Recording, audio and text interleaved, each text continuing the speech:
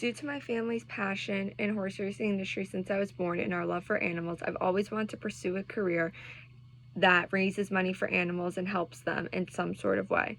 Luckily, my mom has been the best role model for me as she does this for her career.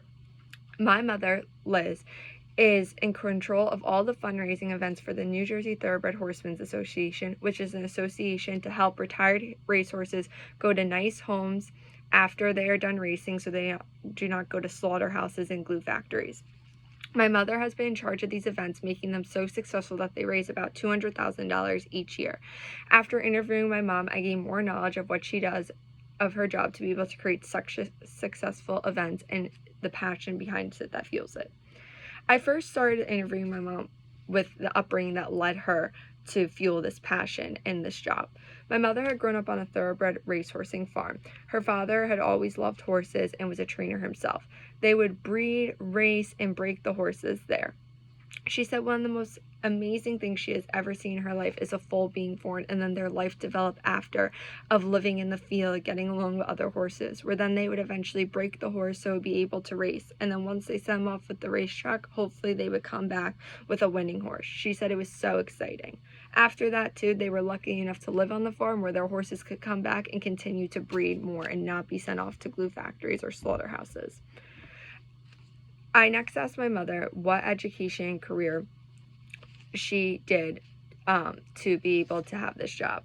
My mother went to Alvernia University and studied English. She said the two courses that helped her the most were philosophy and theology. They gave her a perspective on life, a different perspective on life, and they also told her when you fail to not give up, that defeat is inevitable and to always keep moving forward. Although she did go to college, she did state that she did not need to go to college to pursue this career. It was more about the experiences that led her to be so successful. My mother started fundraising as she was a Girl Scout when she was a little girl. Although she did start then, it really did not become serious for her till during college when she started doing volunteering for fundraising events involving thoroughbred racehorses. She had experience with horse racing industry since she was born, as I said before, because she was helping out working on the farm until she went to college. She also worked in the group sales department of Monmouth Park, which gave her both knowledge on the front end and the back end of horse racing, which allowed her to be able to create such successful events. Throughout her experiences, the best thing she learned was to pursue and exhaust every relationship that she had. First, she wanted to say that financial status does not matter. It does not mean that a person will donate a lot. So you should never assume someone's financial status will mean they will donate a lot. She also said you want to at least contact your donors twice a year besides asking them for money. Just saying hi or how they are and stuff. Along with this, you should make personal notes about them to ask them about their families in these conversations to build a stronger relation. You should also take note of their religious status to contact them on any holidays that they will celebrate. Overall, she says be authentic and true to yourself. By doing these things and creating such a strong network, she's been able to have some of these donors follow her to other causes that she cares about. She also now does fundraising events to help the mentally disabled and find jobs.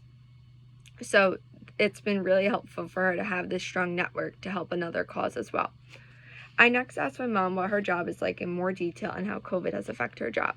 The reason my mom chose this organization was because of her emotional attachment.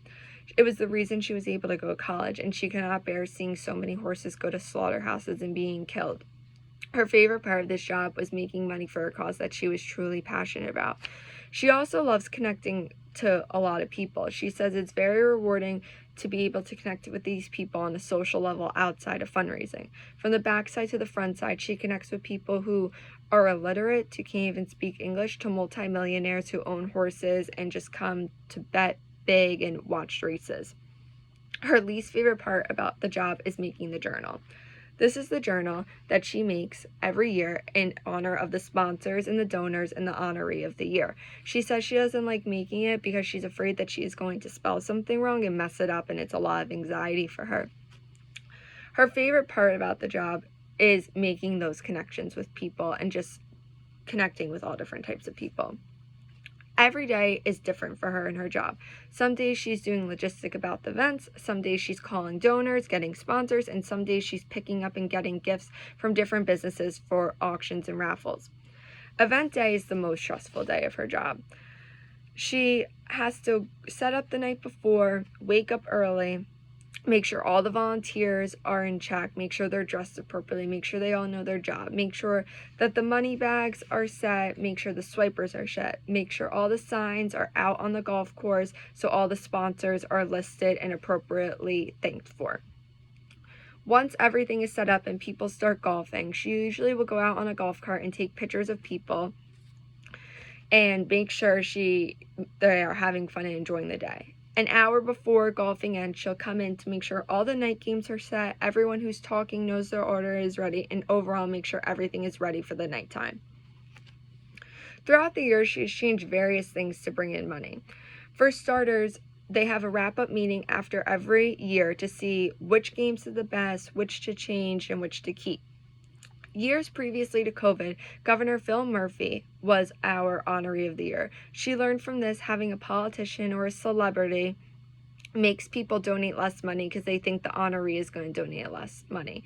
Going forward, she is not going to use another politician or a celebrity for the man of the year. She says the best way to find an honoree is just communicating and talking to people in the event to see who is really passionate about it and who would make a good honoree.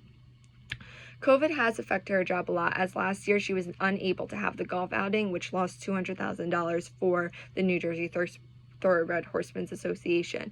Also, she thinks following the event this year, there is going to be less money spent due to the financial impact COVID had amongst many families.